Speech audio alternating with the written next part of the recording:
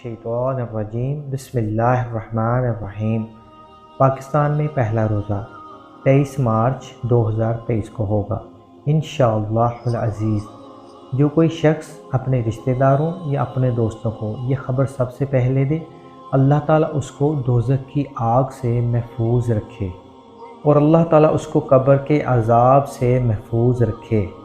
आप सबको हमारी तरफ से माह रमज़ान का महीना मुबारक हो। हम दुआ करते हैं अल्लाह ताला हम सबको माह रमज़ान के महीने में ज़्यादा से ज़्यादा इबादत करने की तौफ़ीक अता फ़रमाए। आमीन सुम्मा आमीन या रब्बिल आलमीन। रसूलुल्लाह सल्लल्लाहु ताला अलैहि वसल्लम ने इरशाद फरमाया कि माह रमज़ानुल मुबारक बहुत ही बबरकत और फजीलत वाला महीना है और ये सब्र व शुक्र और इबादत का महीना है और इस माह मुबारक की इबादत का सवाब 70 गुना बढ़ाकर अता होता है।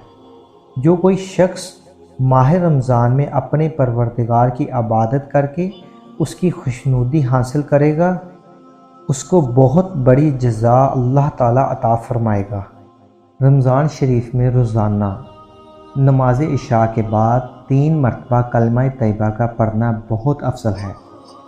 पहली मरतबा पढ़ने से गुनाहों की मग़फ़िरत होगी, दूसरी मरतबा पढ़ने से दोज़ख से आज़ाद होगा, तीसरी मरतबा पढ़ने से जन्नत का मुस्तहिक होगा।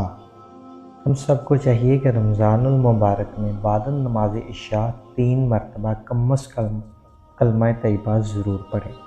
इससे इंशाअल्लाह हमारी मग़फ़िरत भी होगी और दोज़ख से आज़ादी भी हासिल होगी और इंशाअल्लाह जन्नत के मुस्तहिक भी होंगे इंशाअल्लाहुल अज़ीज़।